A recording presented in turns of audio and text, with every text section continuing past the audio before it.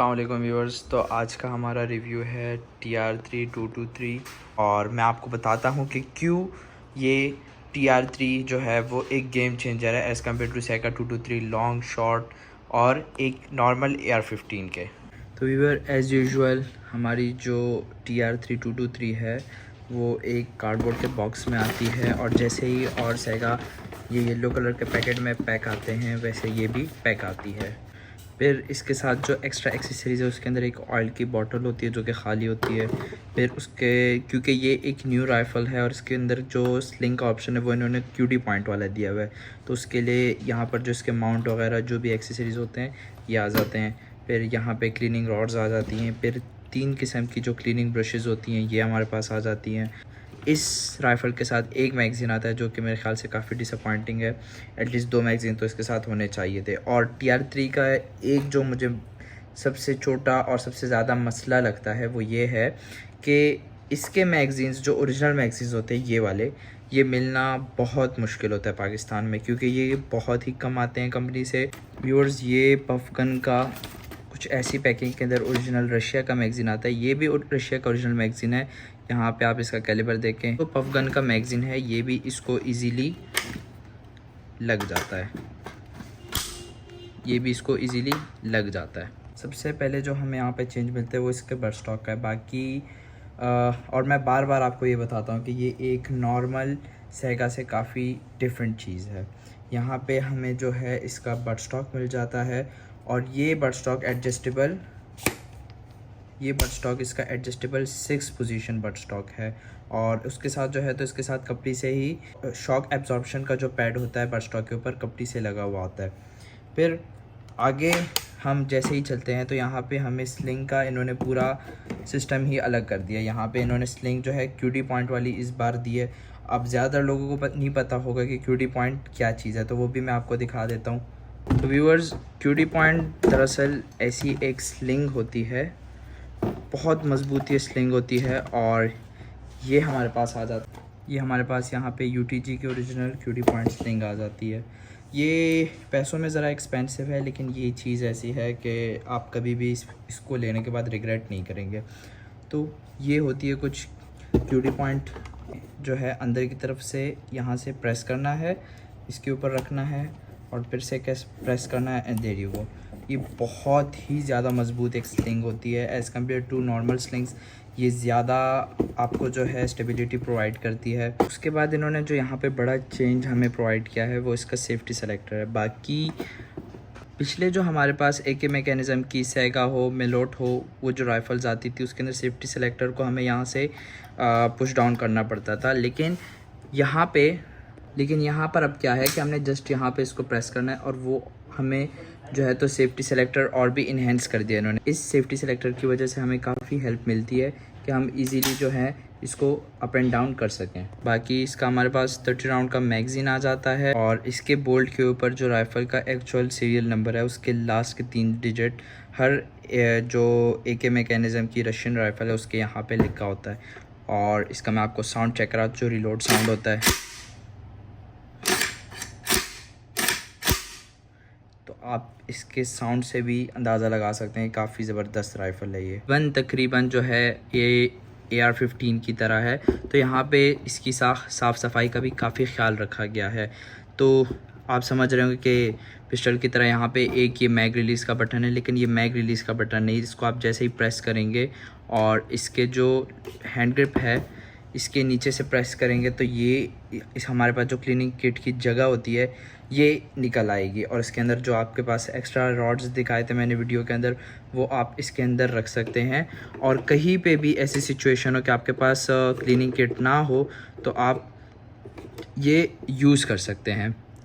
Hand guard with पिकेटनी rails मिल जाती है, जो कि इसके ऊपर भी पिकेटनी रेल है, इसके नीचे भी है, जो कि हम इसके ऊपर जो है बाईपॉड्स वगैरह या फ्लैश लाइट्स वगैरह बाकी जो एक्सेसरीज़ होते हैं वो यहाँ पे इजीली हम लगा सकते हैं। AK मैकेनिज़्म की राइफ़लें हैं उनसे काफ़ी डिफरेंट हैं और इसका जो ये मज़ल ब्रेक है ये हमें जो है तो काफ़ी इसके रिकॉइल को रिड्यूस करता है। फिर सेकंड जो है इसका मज़ल फ्लिप को कम करता है और थर्ड गन शॉट्स के जो फ्लैशेस होते हैं उसको भी जो है ये काफ़ी रिड्यूस करता है। लाइक आप फायर करते हो और हर फायर पे जो है तो राइफ़ल आपका शुआएँ छोड़ रहा होता है, तो ये उसको भी काफ़ी मेंटेन करता है। और इसके अंदर हम अगर साइड्स की बात करें तो साइड्स इसके अंदर रियर एडजस्टेबल आयरन साइड्स आती हैं जो कि इजीली आप एडजस्ट कर सकते हैं। बस अगर हम फिर इस साइड पे आते हैं तो यहाँ पे हमें एक स्लिंग का ऑप्शन मिल जाता है और वहीं पे जो है तो हमें पिकेटनी रेल वाले हैंड गार्ड मिल जाते हैं और ये हैंड गार्ड्स आप इजीली मार्केट से और परचेज़ करके इनको भी आप चेंज कर सकते हैं। फिर यहाँ पे हमें TR3 का जो कैलिबर है 223 रेमिंगटन वो लिखा मिल जाता है और यहाँ पे जो है डॉटेड इसका राइफ़ल का जो नंबर होता है सीरियल नंबर वो लिखा मिल जाता है। फिर इसके ऊपर जो कंपनी का है ये क्लैशनकोफ। और इसके में मुझे एक बात पता चली थी कि जिस AK राइफ़ल के ऊपर जो है यहाँ पे डिम्पल होगा उसकी बॉडी के अंदर, इट मीन्स के वो राइफ़ल काफ़ी रफ़ एंड टफ़ है। तो आई एम नॉट श्योर कि ये क्या सीन है इसका, लेकिन यहाँ पे भी हमें एक डिम्पल मिल जाता है और यहाँ पे जो है तो मेड इन रशिया बड़ा लिखा मिलता है। और ये रही कुछ राइफ़ल के सारे स्पेसिफिकेशंस की बात करें तो एक नॉर्मल सेगा 223 लॉन्ग से ये काफ़ी डिफरेंट है, क्योंकि ये AK मैकेनिज़्म और AR-15 मैकेनिज़्म को दोनों को मैकेनिज़्म तो इसका वही AK मैकेनिज़्म है, लेकिन इसके बाहर की जो लुक्स और स्टैटिक्स हैं वो जो है सब कुछ इन्होंने AR-15 वाला बना दिया है। जो कि जितनी बड़ी इसके ऊपर टेक्टिकल रेल दी गई है, जो कि आप यहाँ पे देख सकते हैं, इतनी बड़ी टेक्टिकल रेल है। तो यहाँ पे मज़ीद हम इसको जितना कस्टमाइज़ करना चाहें, इसके ऊपर एक्सेसरीज़ लोडेड करना चाहें, इस राइफ़ल को और लोडेड बनाना चाहें, वो हम मज़ीद कर सकते हैं। जो बंदा 4,10,000 4,15,000 एक नॉर्मल सेगा 223 लॉन्ग के ऊपर इन्वेस्ट कर रहा है या स्पेंड कर रहा है, सो आई विल से कि आप लाख रुपए ऊपर डाल के क्यों ना एक इन्हेंस्ड क्लैशनकोफ की 223 राइफ़ल ले लो, जो कि मतलब आपको दोनों सेल्फ डिफेंस और जो आपका टारगेट शूटिंग है दोनों में आपको हेल्प आउट करेगी। एक नॉर्मल सेगा जो कि 223 में आती है उससे इस TR3 की प्राइस डिफरेंस में फ़र्क इतना है कि एक नॉर्मल सेगा जहाँ पे 4 लाख की आती है, वहाँ पे ये जो TR3 223 है ये 5 लाख रुपए की आती है। इस TR3 के अंदर जो कैलिबर्स हैं वो 3 कैलिबर आते हैं, 7.62 मल्टीप्लाई बाई 39 mm जो कि क्लैशनकोफ का कैलिबर होता है।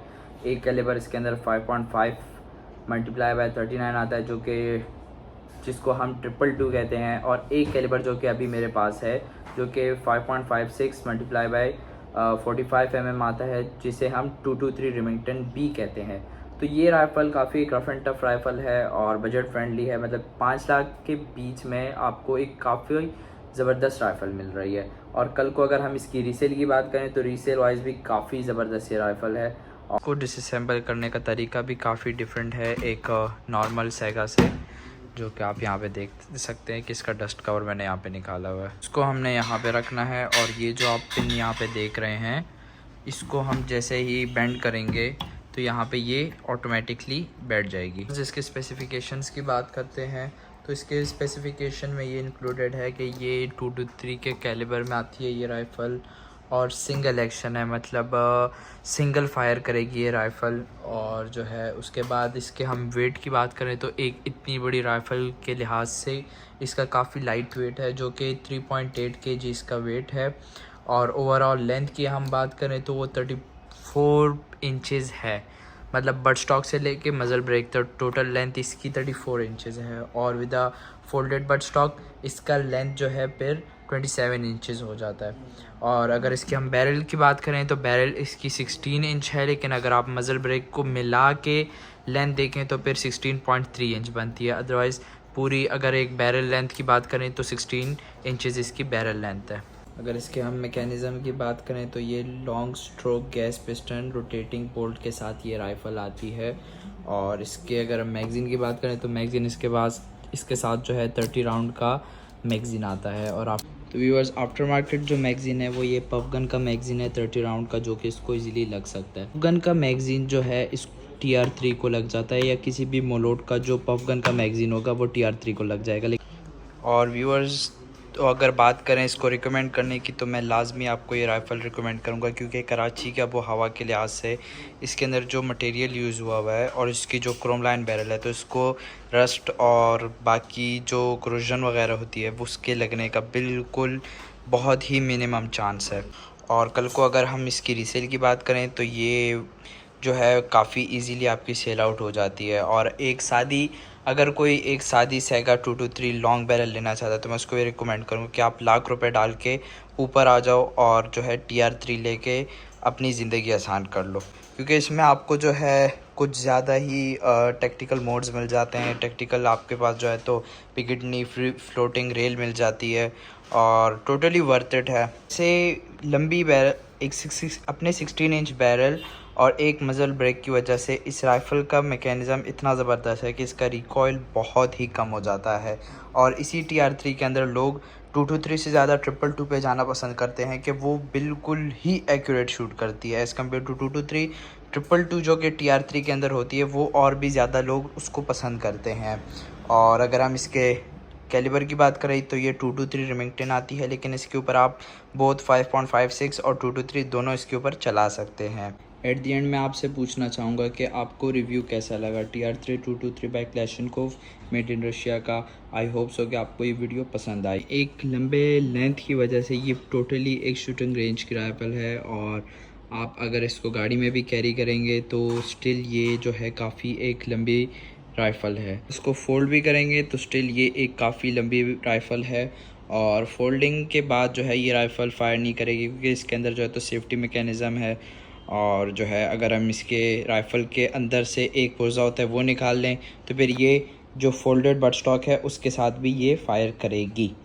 व्यूअर्स, फोल्ड करने के बाद इस राइफ़ल की हमारे पास जो लेंथ है, ओवरऑल लेंथ, वो 34 इंच से रिड्यूस होकर 27 इंच पे आ जाती है।